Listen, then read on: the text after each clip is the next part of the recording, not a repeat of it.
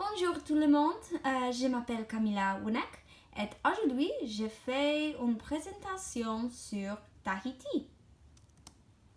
D'accord, donc Tahiti c'est une île polonaise française et c'est une française île en l'océan Pacifique. Ici c'est drapeau, voilà, et ici sont les gens avec les vêtements culturels. La capitale d'Haïti, c'est pas petite et les langues très populaires, les plus populaires en cette île sont français, tahitien, qui c'est un peu un dialecte français et polynésien, et un peu polynésien aussi. Il y a moi personne qui est Paris. Donc, on peut voir que c'est une île plus... c'est une île plus... moins grande comme une grande ville. C'est petite, mais il est très beau. D'accord, donc la géographie. Encore, c'est une île dans l'océan Pacifique, pas Atlantique, pas Indien, Pacifique. Et c'est la plus grande île hors d'île de Polynésie française. Parce que Tahiti, c'est une partie de la Polynésie française en général, mais c'est un pays séparant, on peut dire separated. Et il y a deux parties d'île. Le Tahiti Nui, c'est le plus grand et c'est dans le nord-ouest, on peut dire ça donc. On peut dire ça ici, désolé. Et Tahiti Iti, et c'est plus petit, et c'est ça. Oui, et c'est une île volcanique. Donc l'île est composée de deux volcans avec le même nom, le Tahiti Nui et Iti. Et heureusement, les volcans ne sont pas actifs aujourd'hui. Donc oui, c'est sauf à l'air à l'île en général et il est très beau. D'accord, donc la culture. Les habitants de Tahiti sont appelés les Tahitiens. Et c'est une culture, à mon avis, très similaire à la culture hawaïenne. Et on peut dire, à mon avis, c'est un très beau mixture de hawaïen, un peu français avec l'influence française, avec un peu d'indonésien aussi. Les Tahitiens ont une histoire et culture riche. Et c'est la culture, le nom est Maori. C'est la culture de leurs ancêtres. Donc les Tahitiens, ils ont dérivé leur tradition en général des Maori. Et c'est une grande emphase sur l'énergie d'île. Il s'appelle le mana. Et c'est l'énergie de grandeur, contrôle, force, élégance et mobilité. Et encore, c'est une grande partie et objectif principal de la culture des Maori. Et Tahiti, c'est l'endroit d'origine des cultures polonaises aussi, polynésiennes, désolé, aussi, on peut dire que la culture polonaise est dérivée de Tahiti. C'est très intéressant. Aussi, ils ont une mythologie très intéressante.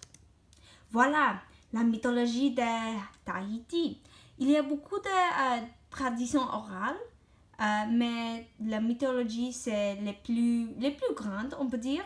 Et c'est la mythologie des Tahitiens et tous les Polynésiens en général. C'est une mythologie polythéiste, donc il y a plusieurs dieux. Désolé. Et ils ont beaucoup de dieux de la nature. Il est Lono, le dieu de Yesel, Aumakeo, le dieu de la famille, c'est très gentil. Le haikili, désolé, le dieu des orages, les Auma, le dieu de la naissance. Il y a beaucoup. Ici, je prends une vidéo. Voir. C'est très intéressant. Et encore, c'est très similaire à la culture hawaïenne. Si on voit le film Moana, c'est similaire, mais les dieux hawaïens, ils ont les noms différents. Mais c'est très similaire. C'est très intéressant. Mais aussi avec ça, il y a beaucoup de créatures légendaires. Et c'est une grande emphase sur les fantômes. Fantômes et les bêtes dans cette mythologie. Les fantômes, ils s'appellent les Kwaitu. Et ils ont l'habilité de possession de la gens. Et il y a beaucoup de les bons et les mauvais Kwaitu. C'est très intéressant parce que beaucoup de temps on pense que les fantômes c'est après une personne meurt, mais pas. Les fantômes, ils sont l'esprit différents en général. Ils ne sont pas humains. Donc oui, c'est très intéressant à mon avis. Et les bêtes, il y a beaucoup de bêtes, mais les plus populaires c'est Adaro, une grande créature de poisson. Abaya, c'est ici. Une bête mi-humaine et mi-poisson très sauvage. Et Ropen, une bête ressemblante à un dragon. Mais il y a beaucoup de bêtes différentes. Oui, ils sont similaires dans on peut dire la mythologie hawaïenne, mais ils ont les noms différents. Mais il y a beaucoup.